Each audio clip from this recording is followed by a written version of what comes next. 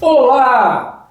Você já deve ter visto a série Sweet Tooth da Netflix, mas vale a pena ler esta HQ. Por quê? Porque é muito diferente da série da Netflix. Aliás, isso aqui é uma HQ ou é um graphic novel? Deixo a pergunta para vocês responderem. Gente, a alta qualidade dos desenhos e da história do Jeff Lemire faz com que essa obra valha a pena sim. E assim, ela é muito cinematográfica, tem aqueles cortes repentinos que você não sabe, começou uma nova cena e você não sabe que cena é essa. Mas aquela série fofinha, com personagem fofinho, que tem chifres, não tem nada a ver com esse livro, gente. Esse livro é bem mais agressivo, violento, tem palavrões, mas os desenhos são muito bons, são desenhos angulosos, com muitas sombras, de uma maneira que transmite muita angústia. É uma história sombria. Não é para crianças, é Young Adult, aquela categoria que vai de 14 a 21 anos. Então, tem violência, tem palavrões, não é para crianças. Eu vou contar algumas coisas que estão aqui no livro, mas sem dar spoiler. A coisa mais chata que tem é você saber a história antes. Eu não vou dar spoiler, mas eu vou dar aí uma vontade de ler esse livro. Eu sou Antônio Sampaio Doria, do Blogs e Livros.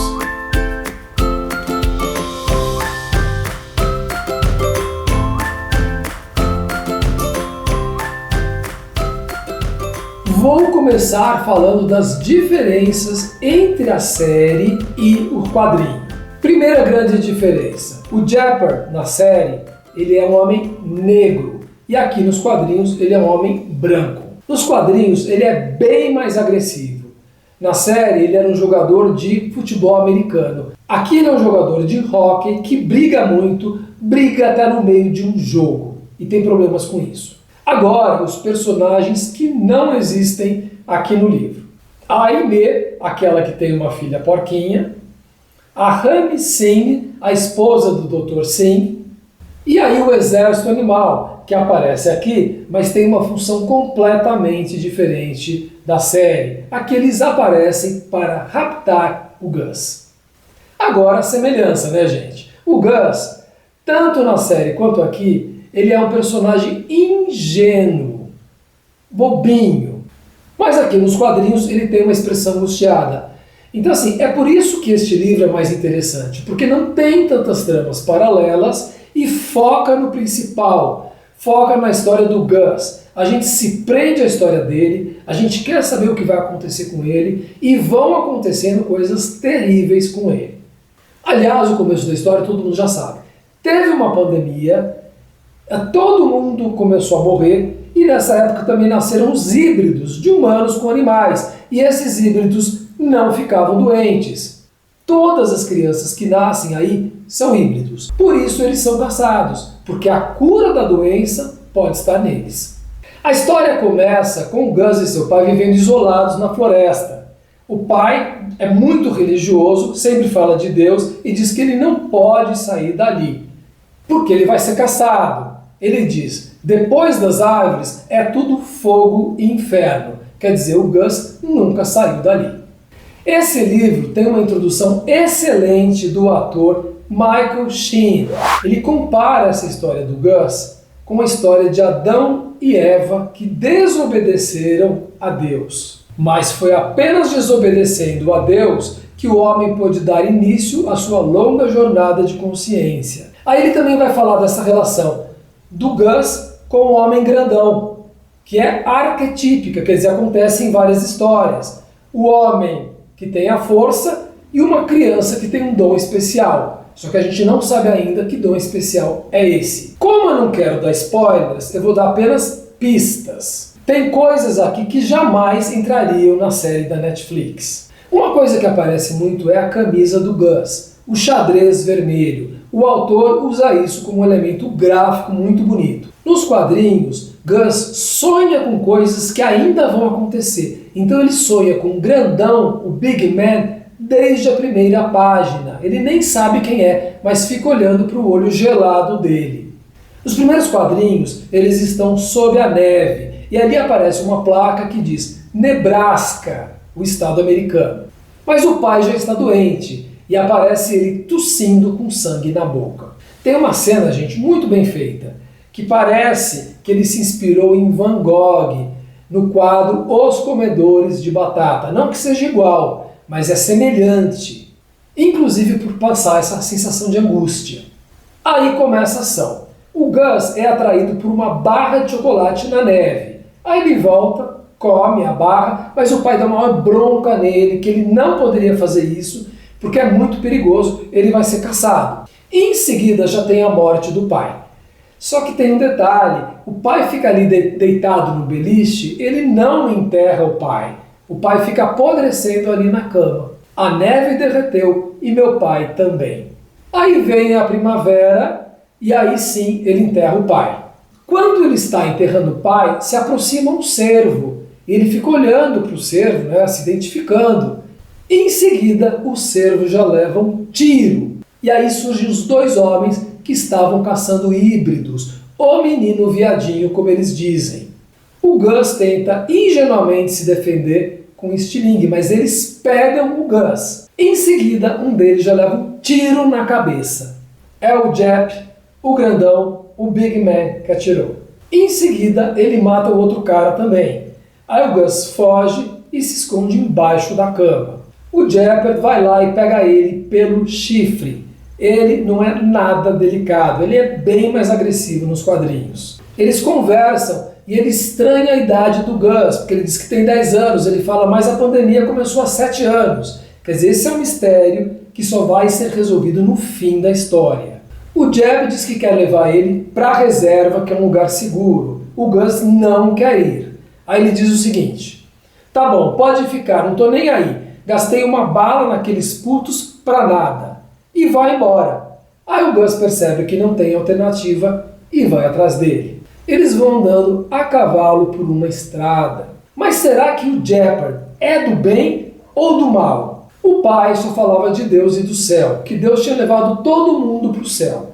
Aí esse Jep fala para ele a real. Teve uma pandemia, todo mundo morreu, só sobraram os híbridos que não pegam a doença. Isso acontece muito nas histórias, a perda da inocência. Mas quando eles vão dormir, eles são atacados pelo exército animal. Aí o Jep luta com eles, tem mais pancadaria, tiro, violência, sangue. Enquanto ele briga, um deles leva o Gus. Aí ele percebe dar um tiro na cabeça desse cara. Mas ele também leva um tiro e cai no chão. Aí o Gus leva ele no cavalo, vão andando, até chegar a uma casa vazia. Quer dizer, o Gus cuida dele, o Gus salva o grandão. E ele ainda vai procurar comida. Aí ele entra numa casa, sobe, tem um cadáver de uma criança com um livro do Bambi. Aí ele pega esse livro. E a partir daí ele vai sonhar com Bambi e um coelho. E no sonho eles dizem para ele, cuidado, volta para a mata, você está correndo perigo. Mas eles continuam a jornada. Aí tem uma cena impressionante que eles chegam a uma cidade e ali num certo lugar tem uma montanha de cadáveres empilhados. Outra cena interessante é quando eles entram num prostíbulo. Ali tinha uma mulher com orelhas de coelho. Sabe, tipo Playboy? É bem isso. E aí, as mulheres ali estavam sendo dominadas por um casal. Então tem mais tiro, mais violência aí. E eles continuam a jornada. Assim como na série, eles estão indo para o Colorado. Só que eles têm que passar no meio de um monte de caras armados que também caçavam híbridos. Aí eles tentam passar, só que o Gus cai e bate a cabeça. Então ele tem aí uma espécie de alucinação. Olha só o desenho. Ele sonha com o pai dele e o pai diz, você fez a única coisa que eu disse para você não fazer. Você saiu da mata. Quer dizer, ele está se sentindo culpado. Mas a história tem muito mais que isso. Tem todo o passado do Jepard, tem o casamento dele com a Louise e tem o encontro com o General Abbott. O General Abbott é o chefe de uma grande milícia, porque nesse cenário pós-pandemia, quem tinha armas tinha o poder. Então eles formam uma grande milícia. Ou seja, são duas histórias paralelas, a história do Gus e a história do Jepard. E depois tem o encontro de Gus e o Dr. Singh. O Dr. Singh quer realmente descobrir a cura para a doença. Então, uma das coisas que ele faz é hipnotizar o Gus para tentar desvendar o mistério da origem de Gus, afinal, de onde ele surgiu. Olha só a imagem da hipnose, gente. Os dois conversando na cabeça do Gus. Agora, olhem, quando o Gus encontra os outros híbridos, olha a diferença do quadrinho e da série. Então, como tem a história passada do Jeopardy, tem muito flashback, tem muito corte, tem muitos tempos. A série é muito mais fofinha, bonitinha, queridinha. E a história aqui vai terminar com as fitas do Dr. Singh, que ele está gravando, porque ele está contando tudo o que aconteceu e a investigação que ele está fazendo para descobrir a origem de tudo isso, a origem do Gus. Será que o Gus é o primeiro híbrido que existiu? Então, no final, ainda vão ter desenhos que o Jeff Lemire fez aqui para a série, os primeiros esboços.